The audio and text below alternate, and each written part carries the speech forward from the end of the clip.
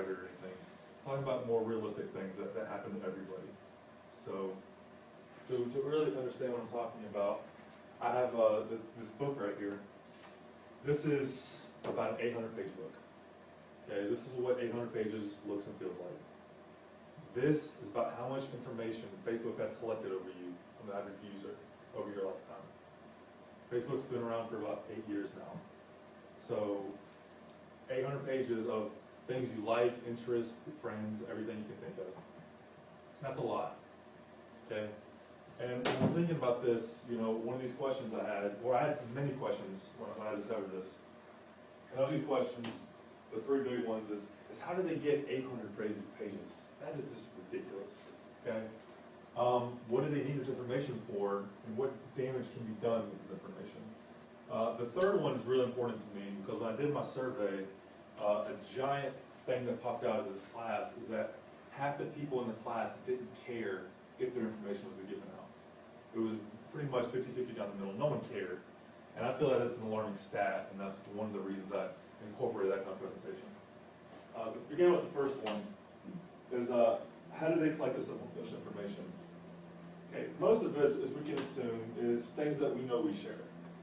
We share email addresses, you know, there's spots on Facebook for all these things, religious, political, even home address.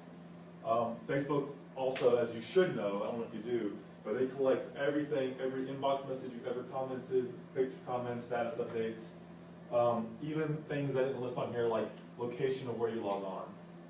If you log in at school, they know where you've been at, which friend's computer. If there's one computer that 10 different people have logged on, they can assume your friends or acquaintances. So this is other amounts of information that they can collect. Ooh, it's cold. Okay, but the information that really eats to the meat of these 800 pages are other things is cookie trackers. Now to explain cookie trackers, is cookies are devices that online that are used to help progress your internet browsing experience. For example, if you pull up a page or a video of something, a cookie is in place on your web browser. When you go back later, the video loads up faster because the previously recorded cookie is there. However, what Facebook has figured to do is that they can place cookies on every single page that has a like comment or a like page. You read a news article on New York Times, Wall Street Journal, and anything that even has a like comment on it, they can see that you visited that page, even if you don't like it, and even if you're not even logged on.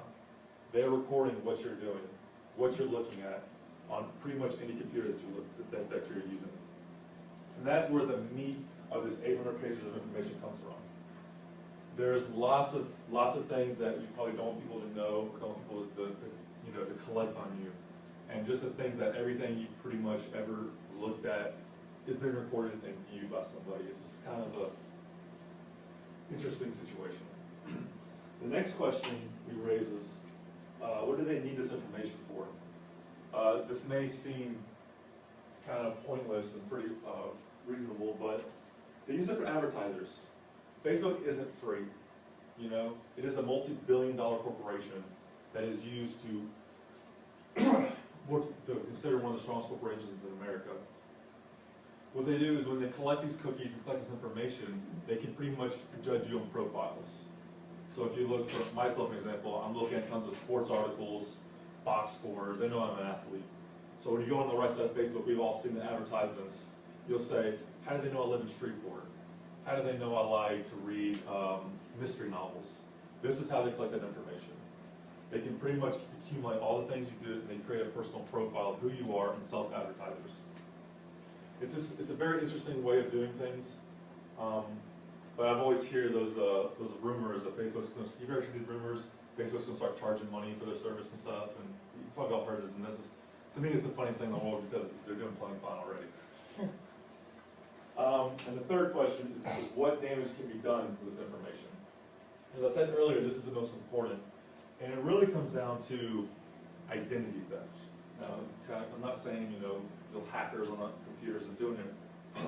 I'm not talking about hackers on the computers in their dark rooms with 15 computer screens. I'm talking about just the average anybody. This is Jessica Bennett, a senior editor from Newsweek. She did a report on the privacy issues on Facebook, and other similar sites. And I tried to put the important things in red, but basically, with just giving her name and email, she went to a website, Reputation Defender. Their job is to protect you from these kind of people. But she went to this company, and within 30 minutes, they had her social security number, knew where she lived, her body type, her hometown, and health status. And they did this simply by looking at LinkedIn, Facebook, and I don't know that one exactly. But that's how much information they got in such a little time. I think if someone, and this is not hacking, this is strictly getting information from the internet that's already there. You know, there was a big privacy issue with Sony not too long ago, where the PlayStation Network got hacked and all these pictures accounts. That's nothing compared to information that if they were in Facebook. So that is a big reason why we should be concerned about this information getting out there, and we should be cautious of what we put on there. But just to review what I've discussed is, you know, when we're looking about our privacy and how we conduct ourselves, we should definitely take into account these questions of how do they collect this information, why do they need this information, or what damage can be done with it. And just to bring it back, you know, let's say, for example, Hadley. Let's put you an example. If I had 800 pages of information on you, I would know such things as job searches. What if you were working for an employer and they could see that you were looking for other jobs? What if they were looking into your political views, or you were researching risky, I don't know, communist views? These are information that is private for a reason. It is our right to privacy, and that is why we need to be aware of these situations on Facebook. And just because we can't see the dangers doesn't mean they don't exist. And that does Secrets of Facebook presentation by Max.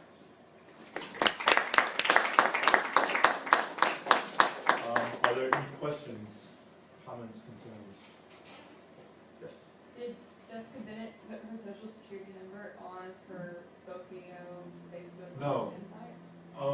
I believe that you need that kind of information from doing certain types of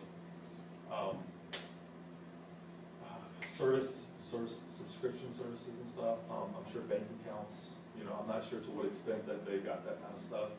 That article was just to show the fact that it is very possible to get that kind of information, very easy. And actually, it took 30 minutes to get the Social Security thing quicker, and it took 2 hours to find the other stuff. So that's actually easier to find than where you live, or your body type, for example. That's just ridiculous. I didn't know what you look like.